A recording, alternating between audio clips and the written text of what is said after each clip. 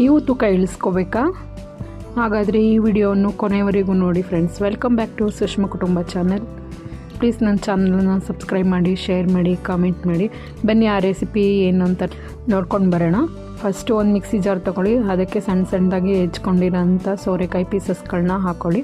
ನಿಮಗೆ ಬೇಕು ಅಂದರೆ ಅದಕ್ಕೆ ಟೊಮೆಟೊನೂ ಆ್ಯಡ್ ಮಾಡ್ಬೋದು ಮತ್ತು ಪುದೀನನೂ ಆ್ಯಡ್ ಮಾಡ್ಬೋದು. ನನಗೆ ಆ ಫ್ಲೇವರ್ ಇಷ್ಟ ಎಲ್ಲ ಆಗಾಗಿದೆ. ನಾನು ಶುಂಠಿ ಆ್ಯಡ್ ಮಾಡ್ತಾಯಿದ್ದೀನಿ.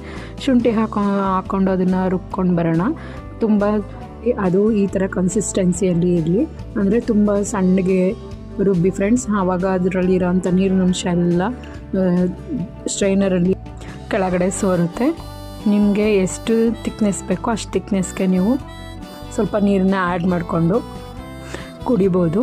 ನೋಡಿ, ನಾನು ಹಾಕಿರೋ ಸೋರೆಕಾಯಲ್ಲಿ ನನಗೆ 2 ಲೋಟ ಜ್ಯೂಸ್ ಆಗಿದೆ. ಇದರಿಂದ ನಿಮ್ಮ ದೇಹದ ತೂಕವನ್ನು ಬೇಗ ಲಾಸ್ ಮಾಡ್ಕೋಬೋದು. ಮತ್ತು ಇದು ಅಡ್ಡ ಪರಿಣಾಮಗಳು ಏನೂ ಇರಲ್ಲ.